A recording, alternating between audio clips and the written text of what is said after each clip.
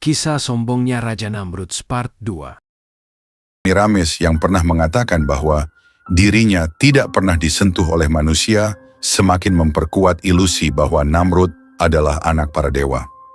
Pernikahan dengan ibunya hanya mempertegas keyakinan Namrud bahwa dirinya adalah penguasa sejati bumi. Dengan Semiramis di sisinya, ia mulai merancang langkah-langkah lebih besar, bukan hanya untuk menaklukkan kerajaan-kerajaan di sekitarnya, tetapi juga untuk menantang langit itu sendiri. Dalam pikirannya, kekuasaan di bumi sudah tidak lagi cukup. Ia ingin menaklukkan surga, mengambil tempatnya di sisi para dewa, atau bahkan mengklaim tahta Tuhan. Semiramis menyadari bahaya ambisi ini, tetapi ia tidak menghentikannya. Dia malah berperan sebagai pendukung, meski dengan hati yang penuh keraguan. Mereka bersama-sama mengatur pembangunan menara yang menjulang tinggi ke langit, menara yang di kemudian hari dikenal sebagai Menara Babel. Menara ini dibangun dengan tujuan untuk mencapai surga, simbol dari kekuasaan Namrud yang tanpa batas. Dalam pidato-pidatonya, Namrud semakin sering menyatakan dirinya bukan hanya sebagai raja di bumi, tetapi penguasa segala sesuatu. Tak ada yang bisa menghentikanku, seru Namrud di hadapan para pengikutnya saat menara itu mulai terbentuk. Bahkan langit akan aku taklukkan. Aku akan menjadi lebih besar dari siapapun, lebih besar dari Tuhan yang kalian sembah. Dan aku akan berdiri di sampingmu, bisik Semiramis dengan lembut di telinganya. Meski dalam lubuk hatinya, ia merasakan ketakutan yang makin mendalam.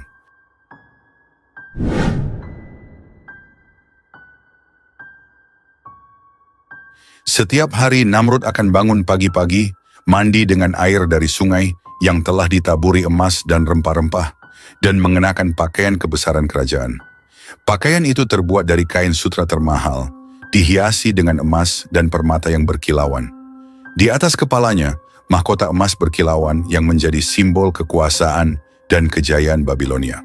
Namrud akan berjalan menuju singgasana emasnya yang besar, di mana ratusan pengikutnya sudah menanti dengan penuh rasa kagum dan takut.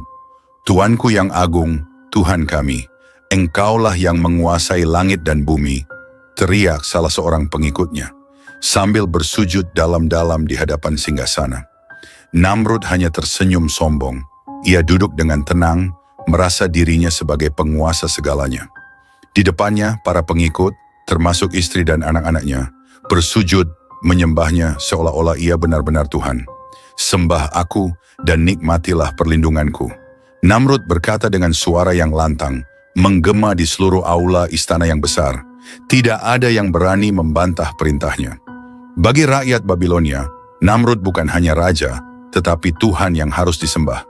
Dia mendirikan patung-patung dirinya di setiap sudut kota dan desa, dan siapapun yang menolak untuk menyembahnya akan dihukum mati tanpa ampun.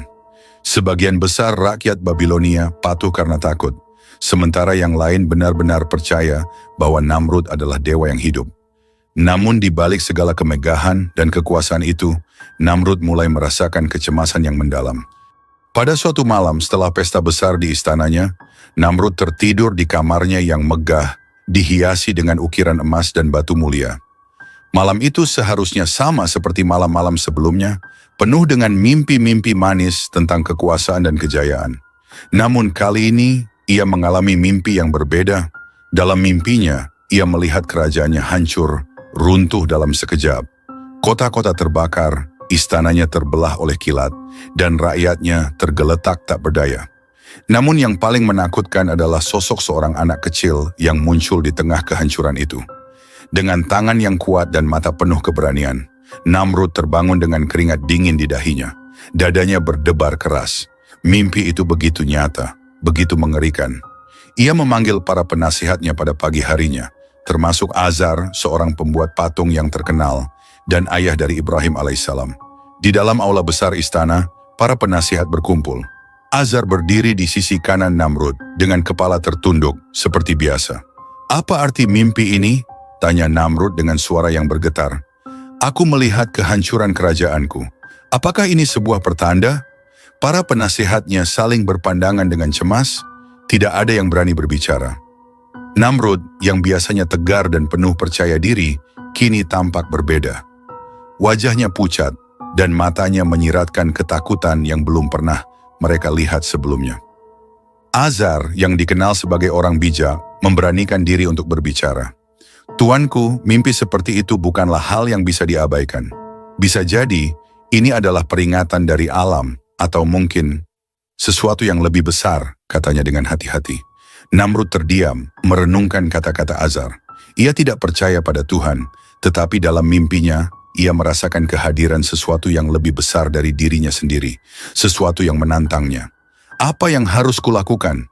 Tanya Namrud akhirnya, suaranya terdengar putus asa. Salah satu penasihatnya yang dikenal dengan kemampuan ramalannya, berdiri dan berbicara. Tuanku, menurut ilmu kami, mimpi seperti itu menandakan bahwa ada seseorang yang akan lahir malam ini, seorang anak yang akan menjadi ancaman bagi kekuasaanmu. Anak itu mungkin akan menghancurkan kerajaanmu, seperti yang engkau lihat dalam mimpi. Namrud tertegun. Anak? Bagaimana mungkin seorang anak bisa menghancurkan kekuasaan sebesar ini? Tangkap semua bayi laki-laki yang lahir malam ini. Perintah Namrud dengan marah. Bunuh mereka semua. Aku tidak akan membiarkan siapapun meruntuhkan kekuasaanku. Perintah itu segera dilaksanakan. Tentara-tentara Namrud menyebar ke seluruh Babilonia, mencari bayi laki-laki yang lahir pada malam itu. Setiap rumah diperiksa, setiap tangisan bayi diawasi. Tidak ada satu pun yang lolos dari pengawasan mereka. Puluhan bayi laki-laki dibunuh malam itu, semua dalam upaya untuk mencegah takdir yang Namrud takutkan. Tidak jauh dari istana, di sebuah rumah kecil yang tersembunyi di balik bukit-bukit Babilonia, seorang bayi laki-laki lahir. Ia adalah Ibrahim, yang kelak akan menjadi nabi besar dan penantang kesombongan Namrud. Azar, ayah Ibrahim, yang juga pembuat patung kepercayaan Namrud, tahu bahwa kelahiran anaknya adalah sesuatu yang istimewa. Sejak awal, Azar sudah merasa bahwa anaknya berbeda. Namun ia menyembunyikan kelahiran Ibrahim dari Namrud dan para prajuritnya. Nabi Ibrahim alaihissalam tumbuh dalam keheningan, jauh dari perhatian dunia, sampai saatnya tiba untuk menantang raja yang sombong itu. Pada malam itu, perintah Namrud segera dilaksanakan dengan kekejaman yang tidak terhingga. Para prajurit kerajaan bersenjatakan pedang dan tombak, menggeledah setiap rumah di Babilonia. Bayi-bayi laki-laki yang baru saja lahir dibunuh tanpa ampun.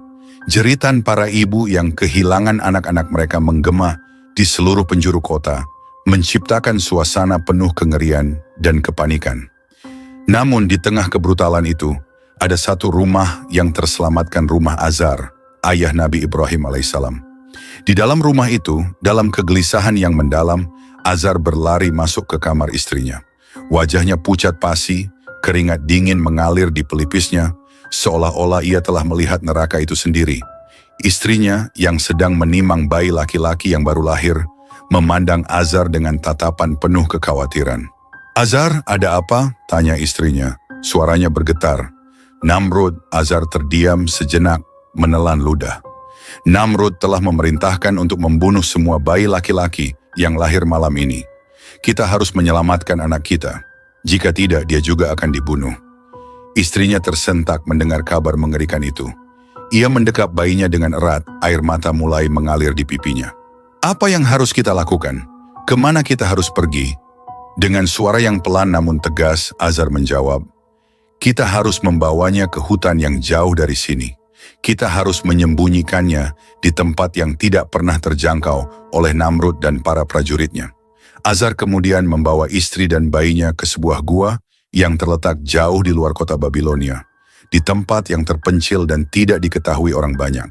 Di dalam gua itu, bayi laki-laki mereka tumbuh dengan perlindungan Allah Subhanahu wa Ta'ala.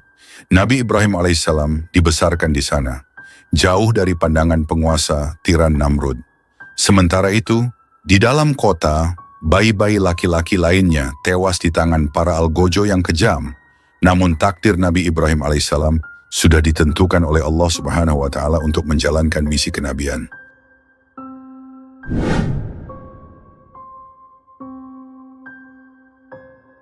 Tahun demi tahun berlalu, dan Nabi Ibrahim alaihissalam semakin dewasa.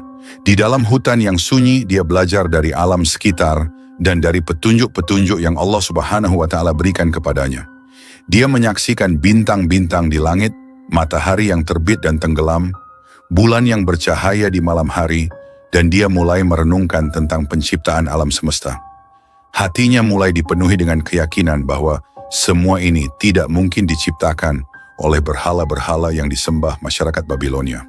Ada satu Tuhan yang sejati, dan Nabi Ibrahim alaihissalam merasa terpanggil untuk memberitahukan kebenaran ini kepada orang-orang.